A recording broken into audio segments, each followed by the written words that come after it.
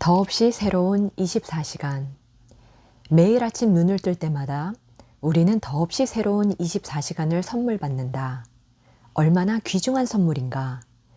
우리는 이 24시간이 우리 자신과 다른 이들에게 평화와 기쁨과 행복을 가져다주는 방식으로 살 능력을 갖고 있다.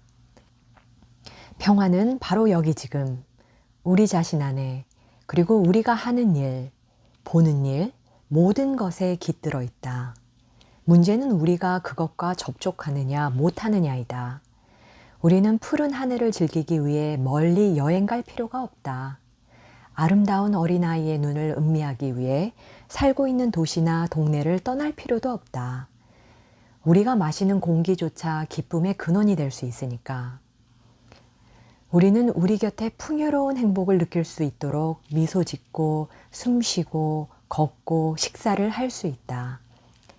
우리는 살아가는 걸 준비하는 데는 대단히 능숙하지만 사는 것 그 자체에는 별로 능숙하지 못하다. 우리는 학위를 받기 위해 10년을 어떻게 희생할지를 안다. 또 직장을 구하고 차를 사고 집을 장만하는 등의 목적을 위해 열심히 일하겠다는 의지도 있다. 그러나 지금 이 순간, 우리가 살아있는 유일한 순간에 살아있다는 걸 떠올리는 데는 어려움을 겪는다. 우리의 모든 호흡과 모든 발걸음은 평화와 기쁨과 고요함으로 충만할 수 있다. 지금 이 순간에 깨어있고 살아있기만 하면 된다. 의식적 호흡.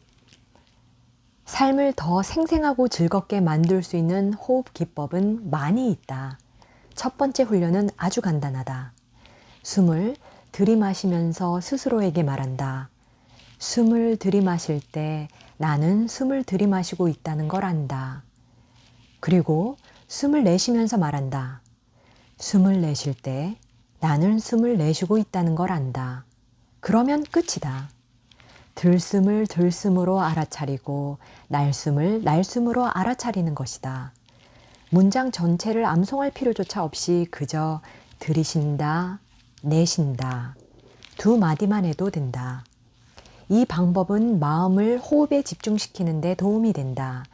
이런 수행을 하면 숨쉬기가 평화로워지고 온화해진다. 마음과 몸 또한 평화로워지고 온화해질 것이다. 이건 어려운 훈련이 아니다. 단 몇 분 안에 명상의 보람을 느끼게 될 것이다. 숨을 들이마시고 내쉬는 건 매우 중요하며 즐거운 일이다. 호흡은 우리의 몸과 마음을 연결시켜주는 고리다. 때로 우리 마음은 어떤 걸 생각하는데 몸은 다른 걸 한다면 마음과 몸이 하나가 되지 못한다. 들이마시고 내쉬는 호흡에 주의를 집중시키면 몸과 마음이 다시 합쳐져 온전한 전체가 된다. 의식적 호흡은 중요한 가교이다. 나에게 호흡은 놓칠 수 없는 기쁨이다. 매일 나는 의식적 호흡 수행을 한다. 명상실에는 이런 문구가 있다. 숨 쉬어라. 그대는 살아있다. 숨 쉬고 미소 짓는 것만으로도 대단히 행복해질 수 있다. 의식적으로 호흡하면 우리 자신을 완전히 되찾을 수 있고 지금 이 순간의 삶과 마주칠 수 있기 때문이다. 덜 생각하기. 의식적 호흡 수행을 하고 있는 동안에는 생각의 속도가 느려져 진정한 휴식을 취할 수 있다. 대부분의 시간에 우리는 생각을 너무 많이 한다. 알아차림의 상태로 호흡을 하면 편안해지고 긴장이 풀어져서 평화로워지는 데 도움이 된다. 너무 생각을 많이 하지 않게 해주고 과거의 슬픔과 미래에 대한 걱정에 사로잡히지 않게 해준다. 의식적 호흡은 지금 이 순간의 경이로운 삶과 접할 수 있게 해준다. 물론 생각은 중요하다. 그러나 너무 많은 생각은 쓸모없는 것이다. 머릿속에 밤낮으로 돌아가는 카세트 테이프를 갖고 있는 거나 마찬가지다. 이 생각, 저 생각을 하다 보니 멈추기가 어렵다. 카세트 테이프는 정지 버튼을 누르면 그만이지만 생각에는 아무런 버튼도 달려있지 않다. 하도 많이 생각하고 걱정하다 잠을 못 잘 수도 있다. 병원에 가서 수면제나 진정제 처방을 받으면 상황이 더 나빠질 가능성이 높다. 그렇게 자면 진짜 휴식을 취하는 게 아니기 때문이다. 이런 약을 계속 쓰면 중독이 될 수도 있다. 계속 긴장하며 살다 보면 악몽을 꿀 수도 있다. 의식적 호흡 수행법을 따르면 숨을 들이마시고 내쉴 때 생각이 멈추게 된다. 들이마신다, 내쉰다는 생각이 아니다. 그건 호흡에 집중할 수 있게 해주는 낱말일 뿐이다. 이런 식으로 몇 분간 숨을 들이마시고 내쉬면 상당히 기분이 상쾌해진다. 스스로를 되찾고 지금 이 순간 우리 곁에 있는 아름다운 것들과 마주할 수 있게 된다. 과거는 지나갔고 미래는 아직 오지 않았다. 지금 이 순간에 스스로에게 돌아가지 못하면 살아있음과 접할 수 없다. 우리 안이나 주변에 상쾌하고 평화롭고 치유를 해주는 요소들과 접하면 이런 것들을 어떻게 간직하고 보호하고 더 자라나게 할 수 있는지를 알게 된다. 평화의 이런 요소들은 언제라도 우리가 구할 수 있는 것들이다. 어디에 앉아있든 속도를 늦춰 스스로에게 돌아갈 필요가 있다 해서 꼭 명상 방석이 있는 집으로 달려가거나 명상원을 찾아 의식적 호흡 수행을 할 필요는 없다. 어디서든 호흡을 할 수 있다. 사무실 의자에 앉아서 할 수도 있고 차 안에 앉아서도 할 수 있다. 사람들로 붐비는 쇼핑센터에 있거나 은행에서 줄을 서 기다릴 때 고갈된 느낌이 들어 스스로에게 돌아갈 필요가 있을 때는 그 자리에 그냥 서서 의식적으로 호흡하고 미소 짓는 수행을 할 수 있다. 어디에 있든 알아차림의 상태로 호흡할 수 있다. 우리는 누구나 삶의 여러 어려움에 맞설 수 있도록 때로는 스스로에게 돌아올 필요가 있다. 서 있든 앉아 있든 누워 있든 걷든 어떤 자세로도 할 수 있다. 그러나 앉아 있을 수 있다면 앉아 있는 자세가 가장 안정적이다. 한 번은 뉴욕 케네디 공항에서 출발이 4시간이나 지연된 비행기를 기다리고 있었다. 나는 즐거운 마음으로 대기 구석에서 책상다리를 하고 앉았다. 스웨터를 둘둘 말아 방석으로 삼았다. 사람들은 나를 호기심 어린 눈초리로 바라보더니 조금 지나니까 다들 무관심해져 편안하게 앉았다. 쉴 곳도 전혀 없었고 공항의 사람들로 붐벼 그냥 있는 자리에서 스스로를 편안하게 했다.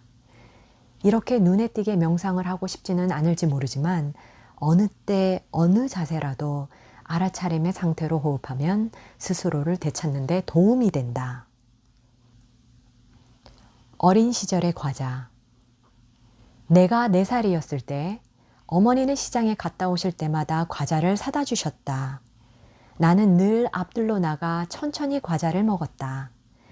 과자 하나 먹는데 어떤 때는 30분 또는 45분이 걸렸다.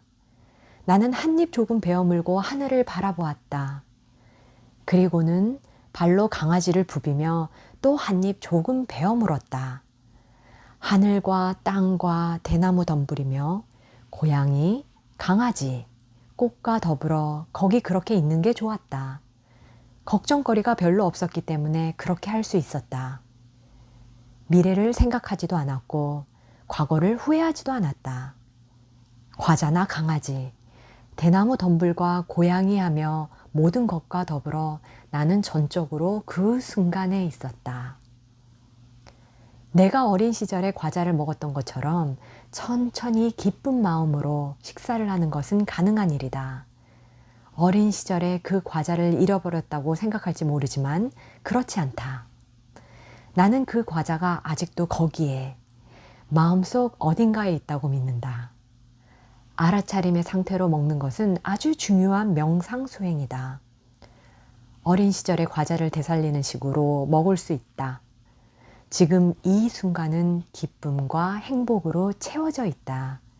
주의를 기울이면 볼 수 있다.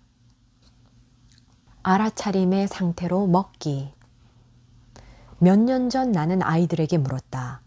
아침을 먹는 목적이 무엇일까? 한 아이가 대답했다. 그날의 에너지를 얻기 위해서요. 다른 아이는 이렇게 답했다. 아침을 먹는 이유는 아침을 먹기 위해서예요. 나는 두 번째 아이 대답이 맞다고 생각한다. 먹는 목적은 먹는 것이다. 알아차림의 상태로 먹는 것은 중요한 수행이다. TV를 끄고 신문을 내려놓은 다음 같이 식탁도 차리고 남은 일을 마무리하며 5분이나 10분 정도 같이 일한다. 이 몇 분 동안에 우리는 행복감을 느낄 수 있다. 식탁에 음식을 갖다 놓고 다들 자리에 앉으면 의식적 호흡을 한다. 숨을 들이쉬면서 내 몸은 편안해진다.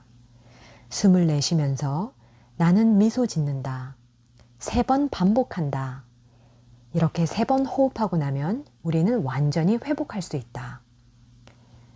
그 다음 숨을 들이쉬고 내쉬면서 한 사람 한 사람을 쳐다본다. 우리 자신과 식탁에 앉은 모든 사람을 접촉하기 위해서다. 어떤 사람을 아는데 2시간이 필요한 건 아니다. 우리가 정말로 차분해져 있다면 1, 2초만 쳐다보면 된다. 그러면 알게 된다. 5인 가족이라면 5초에서 10초 정도면 쳐다보고 아는 수행을 충분히 할 수 있다. 호흡을 한 뒤에는 미소 짓는다. 다른 사람들과 식탁에 앉아 있을 때 우리는 친근함과 이해가 담긴 진정한 미소를 건넬 기회가 있다. 매우 쉽지만 실천하는 사람은 많지 않다. 나로서는 이것이 가장 중요한 수행이다. 한 사람 한 사람 쳐다보고 그 사람에게 미소 짓는다. 호흡하고 미소 짓는 일은 대단히 중요한 수행이다. 한 지붕 아래 사는 사람들이 서로에게 미소 지을 수 없다면 그건 매우 위험한 상황이다. 호흡하고 미소 지은 다음 음식을 내려다본다. 살아있는 음식이 될 수 있게끔 봐야 한다. 이 음식은 우리와 대지의 연관성을 드러내준다. 베어문 한 입은 태양과 지구의 생명을 담고 있다.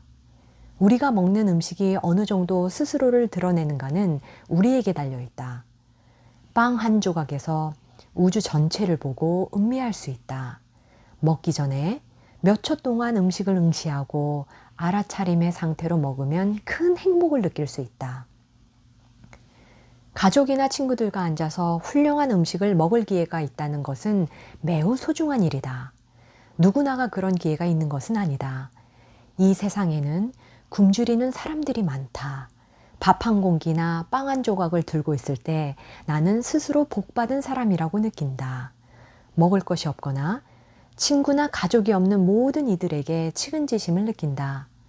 이것은 매우 깊이 있는 수행이다. 이 수행을 하기 위해 따로 절이나 교회에 갈 필요는 없다. 저녁 먹는 식탁에서 곧바로 수행할 수 있다. 알아차림의 상태로 먹으면 측은지심과 이해의 씨앗을 키울 수 있다. 그러면 굶주리고 외로운 사람들이 자양분을 얻도록 도와주기 위해 뭔가를 하겠다는 마음이 커질 것이다. 식사 중에 알아차림을 지속하려면 이따 음식은 말없이 먹는 게 좋다. 처음에 말없이 식사하면 좀 불편함을 느낄 수도 있다. 그러나 일단 적응이 되면 말없이 하는 식사가 커다란 평화와 행복을 가져다 준다는 걸 깨닫게 된다. 밥 먹기 전에 TV를 끄듯 음식을 즐기고 같이 자리를 하고 있다는 걸 즐기기 위해 말을 멈추는 것이다. 매일 말없이 식사하라고 권하지는 않는다. 서로 얘기를 나누는 것도 알아차림의 상태로 자리를 같이 하는 훌륭한 방법이 될 수 있다. 하지만 얘기의 종류를 구별할 줄 알아야 한다. 어떤 얘기거리는 우리를 갈라놓을 수 있다. 예를 들면 다른 사람들의 단점에 대해 얘기할 경우다. 이런 얘기가 식탁을 지배하게 되면 정성껏 준비한 음식은 아무런 가치가 없을 것이다. 대신 음식에 대한 자각과 더불어 있다는 데 대한 자각을 키우는 얘기를 하면 우리가 성장하는 데 필요한 그런 행복을 가꾸게 된다. 다른 사람의 단점을 얘기하는 경험과 이 경험을 비교하면 우리 입속의 빵 조각에 대한 자각이 훨씬 더 큰 자양분이 된다는 것을 깨닫게 될 것이다. 생명을 불러들이고 진정한 살아있음을 느끼게 된다. 그러니 먹을 때 우리 가족과 음식에 대한 깨어있음을 방해하는 얘기는 피해야 한다. 하지만 깨어있음과 행복을 키우는 얘기는 자유롭게 해야 한다. 예를 들어 여러분이 아주 좋아하는 요리가 있으면 다른 사람들도 그걸 맛있게 먹고 있는지 알아챌 수 있다. 그중 누군가가 안 그렇다면 정성껏 준비한 그 훌륭한 요리를 맛보도록 도와줄 수 있다. 어떤 사람이 직장에서의 어려움이나 친구와의 문제 같은 지금 식탁에 놓인 맛있는 음식과 상관없는 생각을 한다면 그 사람은 지금 이 순간과 음식을 놓치고 있는 것이다. 그 사람을 생각과 걱정에서 벗어나 지금 여기로 돌아와 즐겁게 여러분과 같이 있고 훌륭한 요리를 즐기게 하려면 이 요리 매우 훌륭한데 그렇게 생각 안 하세요? 라고 말하면 좋다. 여러분은 살아있는 중생이 깨달음을 얻도록 도와주는 보살이 되는 것이다. 특히 어린이들은 알아차림 수행을 매우 잘하고 다른 사람들도 그렇게 하도록 일깨워준다. 접시 닦기.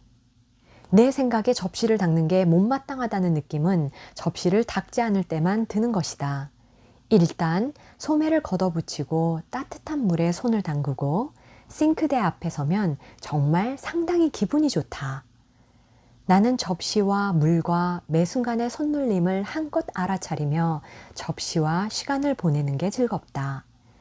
디저트를 빨리 먹기 위해 설거지를 서두르면 접시 닦는 시간은 못마땅하고 사는 재미도 느끼기 어렵게 된다는 것을 안다. 그것은 딱한 일이다. 삶의 1분, 1초가 기적이기 때문이다. 접시 자체와 내가 여기서 접시를 닦고 있다는 사실이 기적인 것이다. 내가 접시를 기쁜 마음으로 닦지 못하고 디저트를 먹기 위해 빨리 설거지를 끝내려 한다면 디저트도 즐거운 마음으로 먹을 수 없게 된다. 손에 포크를 들고 그 다음엔 뭘 하지? 하고 생각하면 디저트를 먹는 즐거움과 더불어 디저트의 감촉과 향기도 사라질 것이다. 항상 미래로 끌려 들어가 결코 지금 이 순간을 살 수 없게 될 것이다. 깨어 있음의 햇살 아래서는 모든 생각과 모든 행동이 신성해진다. 이 햇살 아래서는 신성함과 불경스러움 사이에 어떤 경계도 존재하지 않는다. 접시를 닦는데 시간이 좀 더 많이 걸린다는 점은 고백하지 않을 수 없다. 하지만 나는 매 순간 한껏 살아있고 행복하다. 접시를 닦는 일이 수단이자 목적인 것이다. 접시를 깨끗하게 만들기 위해 접시를 닦기도 하지만 그저 접시를 닦기 위해 접시를 닦으며 매 순간 한껏 살기 위해 접시를 닦는 것이다. 걷기 명상. 걷기 명상은 매우 즐겁다. 천천히 혼자서 또는 친구들과 함께 가능하다면 좀 아름다운 곳에서 걷는 것이다. 걷기 명상은 걷는 걸 즐기기 위해서다. 어디에 도착하기 위해 걷는 게 아니라 그저 걷는 것이다. 그 목적은 지금 이 순간에 있기 위해서 호흡과 걷기를 알아차리며 한 걸음 한 걸음을 즐기기 위해서다. 그러므로 걱정과 근심은 다 떨쳐버려야 한다. 미래도 생각하지 말고 과거도 생각하지 말고 지금 이 순간을 그저 즐기는 것이다. 어린아이의 손을 잡고 걸을 수도 있다. 대지 위에서 가장 행복한 사람인 것처럼 걷는 것이다. 우리는 늘 걷지만 대체로 걷는 게 아니라 뛰는 것이다.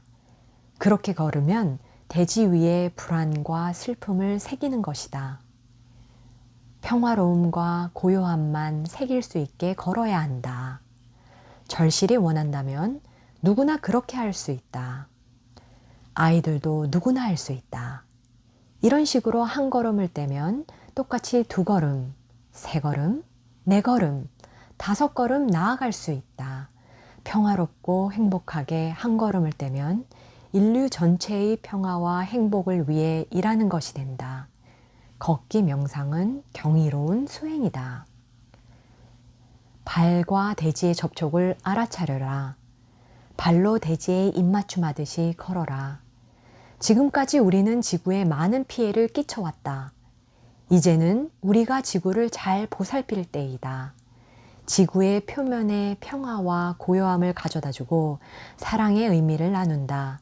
그런 정신으로 걷는 것이다. 이따금씩 아름다운 것을 볼 때는 잠시 걸음을 멈추고 바라봐도 된다. 나무와 꽃들, 뛰노는 아이들을 바라보면서 계속 호흡을 따라간다. 아름다운 꽃을 놓치지 않고 온갖 생각에 사로잡히지 않기 위해서다. 다시 걷고 싶으면 다시 시작하면 된다. 한 걸음 한 걸음 발을 뛸 때마다 시원한 산들바람을 일으켜 몸과 마음이 상쾌해진다. 우리 발밑에서는 꽃들이 피어난다. 미래와 과거를 생각하지 않고 살아있음은 지금 이 순간에만 찾을 수 있다는 사실을 알면 할 수 있다. 우리의 삶은 예술작품. 남캘리포니아에서의 안거 수행이 끝나고 화가한 사람이 내게 물었다. 꽃을 작품에 최대한 잘 살릴 수 있게 꽃을 보는 방법에 뭐가 있을까요? 나는 이렇게 답했다. 그런 식으로 보면 꽃과 만날 수가 없어요. 꽃을 활용하거나 꽃에서 무엇을 얻으려는 생각 없이 꽃과 같이 있을 수 있게끔 모든 구상을 내려놓으세요. 이 화가가 또 내게 말했다. 친구와 같이 있으면 그 사람에게서 이득을 얻고 싶어요. 물론 친구에게서 이득을 얻을 수 있지만 친구는 이득을 주는 원천 이상의 것이다. 뒷받침해달라, 도와달라, 좋은 말을 해달라 하는 생각 없이 그저 친구와 같이 있는 것이 예술인 것이다. 무엇을 얻으려는 생각으로 사물을 바라보는 것이 일종의 습관이 되어버렸다. 우리는 그걸 실용주의라 부른다. 우리는 진리란 득이 되는 것이라고 말한다. 우리가 진리에 도달하기 위해 명상을 한다면 충분히 보상받을 듯하다. 명상을 할 때는 멈추고 깊이 들여다본다. 우리는 그저 거기에 있기 위해 우리 자신 그리고 세계와 같이 있기 위해 멈춘다. 멈출 수 있을 때 보이기 시작하고 볼 수 있으면 이해가 된다. 평화와 행복은 이런 과정의 산물이다. 진정으로 우리 친구와 꽃과 같이 있으려면 멈춤의 기술을 완벽히 익혀야 한다. 이익을 얻는데 아주 익숙한 사회에 어떻게 하면 평화의 요소들을 전해줄 수 있을까? 어떻게 하면 미소가 외교술이 아니라 기쁨의 원천이 되게 만들 수 있을까? 우리 스스로에게 미소 지으면 그것은 외교술이 아니다. 그것은 우리가 우리 자신이고 스스로에 대해 절대적인 주권을 갖고 있다는 증거다. 우리는 멈춤과 목적 없음과 그저 있음에 대해 시를 쓸 수 있는가? 그것에 대해 어떤 그림을 그릴 수 있는가? 우리가 하는 모든 것을 알아차림의 상태로 하면 한 편의 시가 되고 한 폭의 그림이 된다. 상추를 기르는 것은 시다. 슈퍼에 걸어가는 것은 한 폭의 그림이 될 수 있다. 어떤 것이 예술 작품인지 아닌지에 대해 고민하지 않고 매 순간 그저 평정심과 알아차림의 상태로 행동하면 삶의 매 순간이 예술 작품이 된다. 그림을 그리거나 글을 쓰지 않아도 창작을 하고 있는 것이다. 아름다움과 기쁨과 평화를 잉태하고 있고 많은 사람들을 위해 삶을 더욱 아름답게 만들고 있는 것이다. 어떤 때는 예술이라는 말을 동원해 예술을 얘기하지 않는 게 더 낫다. 깨어 있음과 고결성을 갖고 행하면 우리의 예술은 꽃 피울 것이고 예술에 대해 전혀 얘기할 필요가 없게 된다. 어떻게 평화임이 될 수 있는지를 알 때 우리는 예술이 평화로움을 나눌 수 있는 훌륭한 방법이라는 걸 발견한다. 예술적 표현은 어떤 식으로든 이루어질 것이다. 하지만 무엇임은 본질이다. 그래서 우리 스스로에게 돌아가지 않으면 안 된다. 우리 안에 기쁨과 평화가 있으면 우리의 예술 창작물은 아주 자연스러울 것이고 긍정적인 방식으로 세상에 봉사하게 될 것이다. 감정의 강. 감정은 우리가 하는 모든 생각과 행동의 방향을 정하는 데 매우 중요한 역할을 한다. 우리 안에는 감정의 강이 흐르고 있다. 이 강의 물방울 하나하나가 제각기 다른 감정이다. 그리고 개개의 감정은 생존을 위해 다른 모든 감정들에 의지한다. 이를 관찰하기 위해서는 그저 강둑에 앉아 개개의 감정이 일어나 흐르고 사라지는 걸 확인하면 된다. 감정은 기분 좋음과 기분 나쁨, 좋지도 나쁘지도 않음 세 가지로 나뉜다. 여러분은 기분 나쁜 감정이 생기면 떨쳐내려 할 것이다. 그러나 의식적 호흡으로 돌아가 그 감정을 관찰하고 조용히 스스로에게 그 실체를 보여주는 것이 더 효과적이다. 숨을 들이쉬며 나는 내 안에 기분 나쁜 감정이 있다는 걸 안다. 숨을 내쉬며 나는 내 안에 기분 나쁜 감정이 있다는 걸 안다. 어떤 감정을 희로 애락 같은 이름으로 부르면 그 감정의 실체를 분명히 확인하고 좀 더 깊이 인식하는 데 도움이 된다. 우리의 감정과 접촉하고 그것을 받아들이기 위해 호흡을 이용할 수 있다. 의식적 호흡의 자연스러운 결과로 호흡이 가볍고 차분해지면 우리의 마음과 몸은 서서히 가볍고 차분하고 맑아지며 우리의 감정도 마찬가지다. 알아차림 상태의 관찰은 불이 인식하는 나와 대상이 하나라는 상태의 원칙에 토대를 두고 있다. 우리의 감정은 우리와 따로 떨어져 있는 것이 아니며 단순히 바깥에 어떤 것이 원인이 되어 일어난 것도 아니다. 우리의 감정은 우리이고 이 순간 우리는 그 감정이다. 우리는 그 감정에 빠져 허우적대거나 겁을 집어먹지도 않으며 그것을 내치지도 않는다. 우리 감정에 집착하지 않고 내치지도 않는 태도는 내버려 두기의 태도다. 명상 수행의 중요한 부분이다. 기분 나쁜 감정들을 보살핌과 애정과 비폭력으로 마주하면 우리에게 자양분을 주는 건강한 에너지로 승화시킬 수 있다. 알아차림의 상태로 살피는 작업을 통해 기분 나쁜 감정들은 우리에게 많은 것을 밝게 비춰주고 통찰력을 주고 우리 자신과 사회에 대한 이해를 가져다 줄 수 있다. 감정 변모시키기. 감정을 다루는 데 있어 첫 번째 단계는 개개의 감정이 일어나는 대로 인식하는 것이다.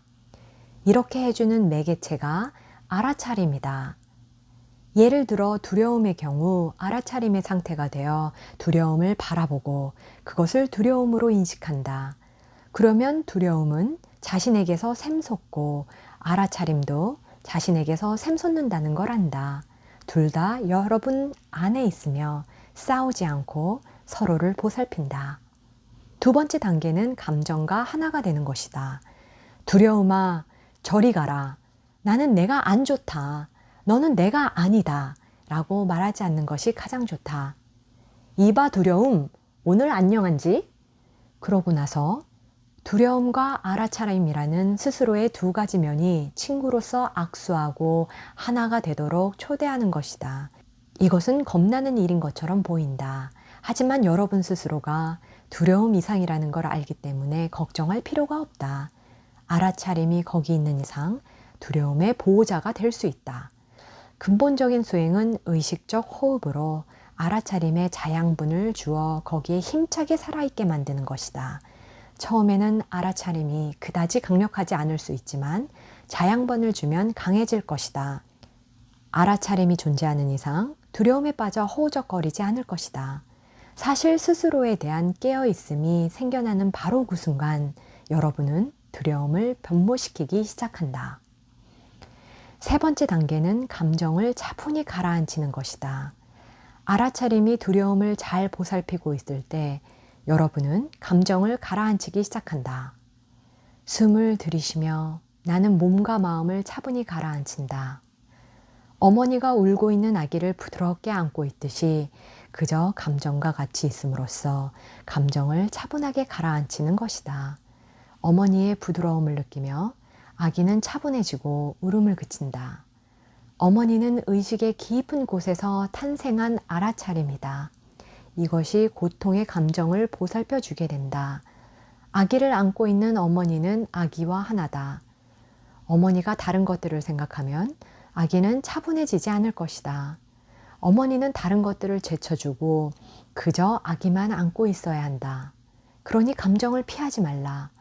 너는 중요하지 않아. 너는 감정일 뿐이야. 라고 말하지 말라. 감정과 하나가 되어야 한다. 숨을 내쉬면서 나는 두려움을 가라앉힌다. 라고 말하면 된다. 네 번째 단계는 감정을 풀어주는 것이다. 놓아주는 것이다. 차분해졌기 때문에 여러분은 두려움의 한가운데서도 편한 느낌이 든다. 그리고 두려움이 여러분을 압도할 그 무엇으로 커지지 않으리라는 것을 안다. 여러분이 두려움을 보살필 능력이 있다는 걸 알면 두려움은 이미 최소한으로 줄어들어 약해진 상태이고 별로 기분 나쁘진 않게 될 것이다. 이제는 두려움에게 미소 지을 수 있고 놓아줄 수 있다. 하지만 여기서 멈추지 말라. 차분해지고 놓아주는 것은 대중 요법일 뿐이다. 이제 더 깊이 들어가 두려움의 원천을 변모시킬 기회다. 다섯 번째 단계는 깊이 보는 것이다. 두려운 감정이라는 아기를 깊이 들여다본다. 아기가 이미 울음을 그치고 두려움이 사라진 뒤에도 무엇이 잘못됐는지를 알기 위해서다. 아기를 온종일 안고 있을 수는 없다. 무엇이 잘못되었는지 그 원인을 알기 위해 아기를 들여다봐야 한다. 들여다봄으로써 어떻게 하면 그 감정을 변모시키는 데 도움이 될지 알게 된다. 예를 들어 아기의 괴로움은 몸 안팎에 많은 원인이 있다는 걸 깨닫게 될 것이다. 아기에게 뭔가 잘못된 게 있을 때는 그것을 정리해 부드러움과 보살핌으로 대하면 아기의 상태는 좋아질 것이다. 아기를 들여다보면 울게 만든 요인들을 알게 된다. 이런 요인들을 이해하면 그 감정을 변모시키고 자유로워지기 위해 무엇을 하고 무엇을 하지 말아야 하는지 알게 된다. 이것은 심리치료와 유사한 과정이다. 치료사는 환자와 함께 고통의 성격을 살펴본다. 치료사는 환자가 사물을 바라보는 방식이나 자기 자신과 자신의 문화와 세상에 대해 갖고 있는 믿음에서 비롯된 괴로움의 원인들을 밝혀낼 수 있다. 치료사는 환자와 함께 이런 관점과 믿음을 자세히 살펴보고 지금까지 갇혀 지낸 감옥에서 풀려날 수 있도록 도와준다. 하지만 환자의 노력이 지극히 중요하다. 선생은 제자의 내면에 선생을 탄생시켜야 한다. 심리치료사도 환자의 내면에 치료사를 탄생시켜야 한다. 그러면 환자의 내적 심리치료사는 매우 효과적인 방법으로 종일 일할 수 있다. 치료사는 환자에게 그냥 또 다른 믿음을 주는 방식으로 치료하지 않는다. 치료사는 어떤 생각과 믿음이 괴로움으로 이어졌는지 알게끔 도와주려 한다. 환자들은 보통 고통스러운 감정을 없애고 싶지만 그런 감정의 뿌리인 자신들의 믿음이나 관점을 없애려 하지 않는다. 그래서 치료사와 환자는 합심해서 환자가 사물을 있는 그대로 보도록 도와준다. 감정을 변모시키기 위해 알아차림을 이용할 때도 마찬가지다. 감정을 인지한 뒤 그 감정과 하나가 돼 차분히 가라앉히고 놓아주는 것이다. 우리는 부정확한 인식에 토대를 두고 있는 그 원인들을 깊이 들여다볼 수 있다. 감정의 원인들과 본성을 이해하면 그 감정들은 곧바로 스스로를 변모시킨다. 부모님. 어머니를 생각할 때 나는 어머니의 모습과 내가 생각하는 사랑의 의미를 따로 떼어놓을 수 없다. 사랑은 어머니의 정감 있고 부드러운 목소리에 자연스럽게 녹아 있었기 때문이다. 어머니를 여인 날 나는 일기에 썼다. 내 인생의 가장 큰 비극이 지금 벌어졌다. 어머니와 떨어져 사는 어른이 됐지만 나는 어머니를 여의고 어린 고아로 벌어진 듯한 느낌이었다. 서양에서 만난 많은 친구들은 어머니에 대한 느낌이 나와 같지 않다는 걸 안다. 나는 부모들이 자식들에게 괴로움의 씨앗을 뿌려 크나큰 상처를 주었다는 얘기를 들어왔다. 그러나 나는 부모들이 그런 씨앗을 뿌릴 뜻이 없었다고 믿는다. 자식들이 괴로움을 겪게 만들 생각은 없었던 것이다. 아마 그 부모들도 자기 부모에게서 똑같은 씨앗을 받았을는지도 모른다. 씨앗의 전파에는 연속성이 있다. 그들의 아버지와 어머니는 할아버지 할머니로부터 씨앗을 받았을 것이다. 우리 대부분은 알아차림이 없는 생활의 희생자이다. 알아차림의 상태로 살아가는 훈련, 명상 수행은 이런 종류의 괴로움을 멈추게 하고 그런 슬픔이 우리 자식들과 손자들에게 계승되는 것을 끝낼 수 있게 해준다. 이런 종류의 괴로움의 씨앗들이 자식들과 친구들과 다른 어떤 사람에게 전파되지 않게 함으로써 악순환을 끊을 수 있다. 플럼 빌리지에서 수행하는 14살 난 소년이 나한테 이런 얘기를 해줬다. 11살 때 아버지에게 대단히 화가 났었단다. 넘어져 다칠 때마다 아버지는 호통을 쳤다. 소년은 자기가 어른이 되면 그렇게 안 하겠노라고 다짐했다. 그런데 작년에 어린 여동생이 다른 아이들하고 놀다가 그네에서 떨어져 무릎이 까졌다. 피가 났고 소년은 매우 화가 났다. 이런 바보 같은 이라고 왜 그랬어? 하지만 소년은 입을 다물었다. 호흡과 알아차림 수행을 해왔기 때문에 자기의 화를 인지하고 화난 행동을 하지 않은 것이다. 어른들은 다친 여동생의 상처를 씻어주고 반창고를 붙여주며 정성스럽게 보살펴 주었다. 소년은 천천히 걸음을 옮겨 자기 화를 다스리기 위한 호흡을 했다. 갑자기 소년은 자기가 아버지와 똑같다는 걸 깨달았다. 소년은 내게 이렇게 말했다. 제 안에서 일어난 화를 그대로 내두면 자식들에게 고스란히 물려주게 될 것이라는 생각이 들었어요. 동시에 그는 다른 것도 깨달았다. 아버지도 자기와 마찬가지로 피해자일지도 모른다는 사실이었다. 아버지의 화의 씨앗은 할아버지에게서 물려받은 것일 수도 있다. 14살의 소년으로서는 놀라운 통찰이었다. 그러나 알아차림 수행을 해왔기 때문에 그런 것을 볼 수 있었던 것이다. 화를 다른 것으로 바꿀 수 있도록 수행을 계속하자고 혼잣말을 했어요. 몇 달 뒤 그 소년의 화는 사라졌다.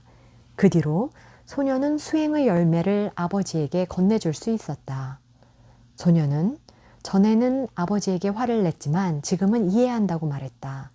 소년은 아버지도 화의 씨앗을 다른 것으로 변모시킬 수 있도록 수행을 했으면 좋겠다고 했다.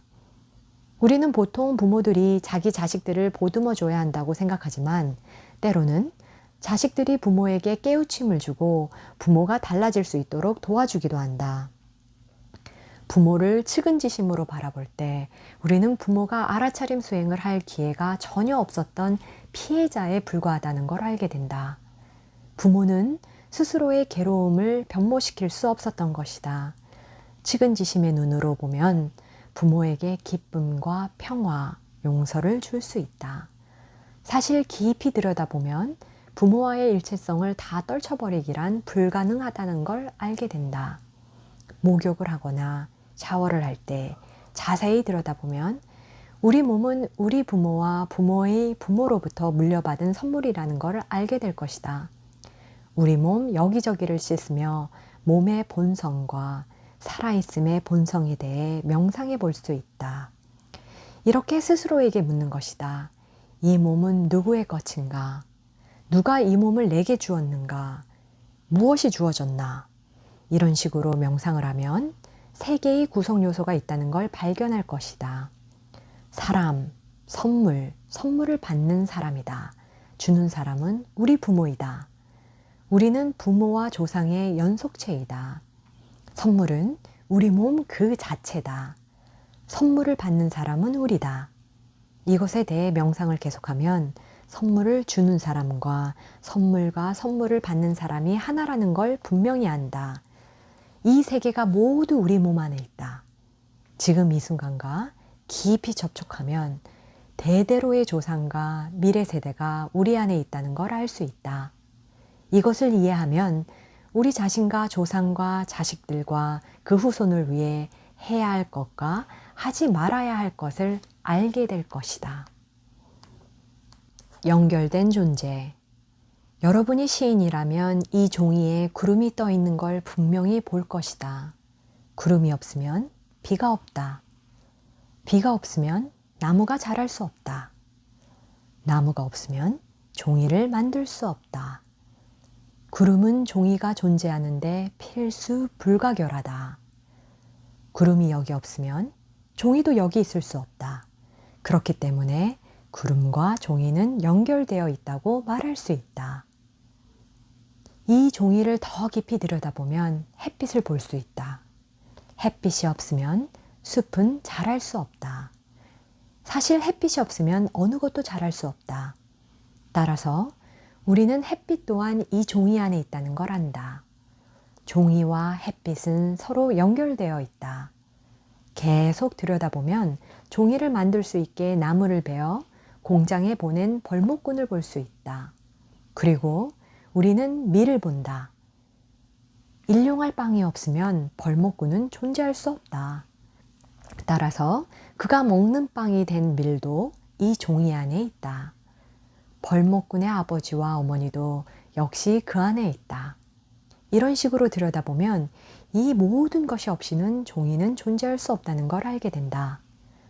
더욱 더 깊이 들여다보면 이 종이 안에서 우리 스스로를 발견할 수 있다. 이것은 그리 어렵지 않다. 종이를 본다는 것은 우리 지각의 일부이기 때문이다. 여러분의 마음도 그 안에 있고 내 마음 또한 그렇다.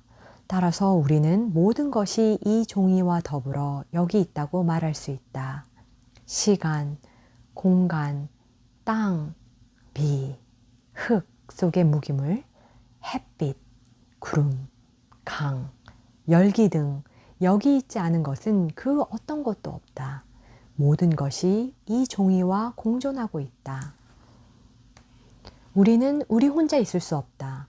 우리는 모든 다른 것과 연결되어 있어야 한다. 다른 모든 것이 있기 때문에 이 종이는 있다. 그런 요소 중에 하나를 그 원천으로 되돌려 놓으려 한다고 해보자.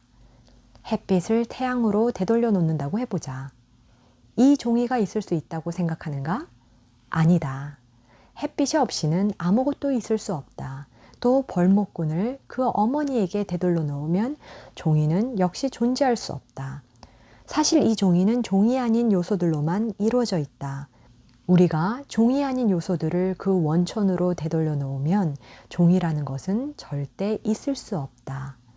마음, 벌목꾼, 햇빛 같은 종이가 아닌 요소들이 없이는 종이는 존재할 수 없다. 이 종이는 얇지만 그 안에는 우주의 모든 것이 들어있다.